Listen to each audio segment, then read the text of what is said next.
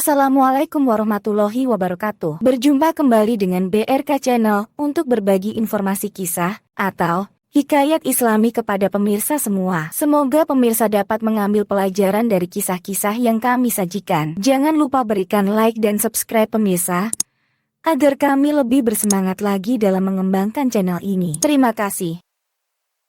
Muliakanlah orang yang sudah berumur tua, karena Allah Subhanahu wa Ta'ala sendiri memberikan anjuran bagi yang berumur tua renta untuk kembali kepada Allah Subhanahu wa Ta'ala.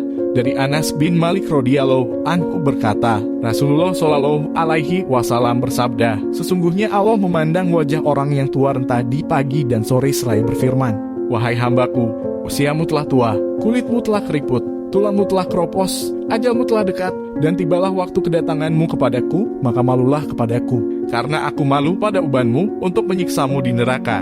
Diceritakan bahwa Sayyidina Ali karramallahu wajah suatu ketika sedang bergegas pergi berjamaah untuk sholat subuh. Kemudian di jalan beliau bertemu orang tua renta sedang berjalan perlahan-lahan. Sayyidina Ali karramallahu wajah tidak mendahuluinya, karena beliau memuliakan dan menghormati uban orang tua renta tersebut. Hingga mendekati waktu terbitnya matahari, ketika orang tua renta tersebut dekat pintu masjid, dia tidak masuk masjid. Sayyidina Ali pun tahu bahwa dia seorang Nasrani. Sayyidina Ali memasuki masjid dan mendapati Rasulullah Shallallahu alaihi wasallam dalam keadaan ruku. Nabi memanjangkan ruku syukuran 2 kali ruku sampai Sayyidina Ali mendapati beliau Shallallahu alaihi wasallam. Setelah usai sholat, beliau bertanya, wahai Rasulullah, mengapa engkau memanjangkan ruku di sholat ini? Engkau belum pernah melakukan seperti ini. Rasulullah Shallallahu alaihi wasallam menjawab, ketika aku ruku dan mengucap subhanarabbil azim seperti biasanya, lalu aku hendak mengangkat kepalaku itidal, datanglah malaikat Jibril alaihi salam dan meletakkan sayapnya di atas punggungku. Dia menahanku agak lama. Ketika dia mengangkat sayapnya, barulah aku mengangkat kepalaku itidal. Lantas para sahabat bertanya mengapa dia Jibril melakukan hal ini.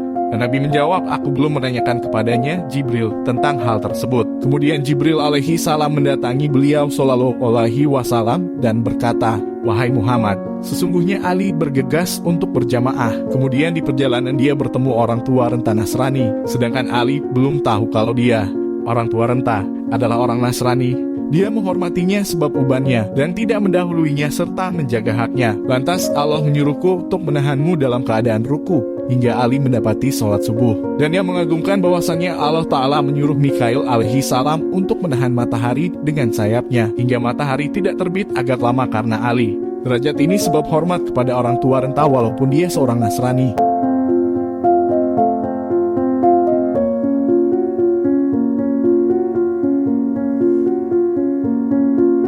Ada kisah lain, ketika telah dekat ajal gurunya Abu Mansur al-Maturidi, semoga Allah merahmati beliau, ketika itu beliau berumur 80 tahun. Kemudian sang guru sakit, lantas beliau memerintah Abu Mansur untuk mencari budak yang seumurannya untuk dibeli dan dimerdekakan. Kemudian Abu Mansur mencari namun tidak menemukan budak seperti ini. Kemudian orang-orang berkata, bagaimana engkau akan menemukan budak berumur 80 tahun yang masih dalam keadaan budak dan belum dimerdekakan? Maka Abu Mansur kembali ke guru beliau dan memberi kabar tentang apa yang dikatakan orang-orang.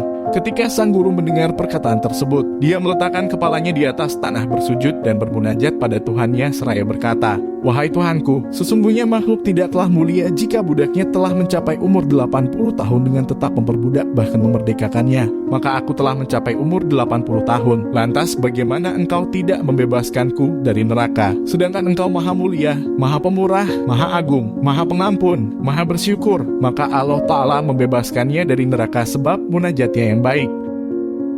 Hikmah dibalik kisah ini, muliakanlah orang tua yang sudah renta, niscaya kita juga akan dimuliakan oleh Allah Subhanahu wa Ta'ala. Apalagi kedua orang tua kita, jangan pernah berhenti berbuat baik terhadap keduanya. Semoga kita semua mendapatkan kemuliaan dari Allah Subhanahu wa Ta'ala. Amin ya robbal alamin. Wallahu a'lam bishawab. Wassalamualaikum warahmatullahi wabarakatuh.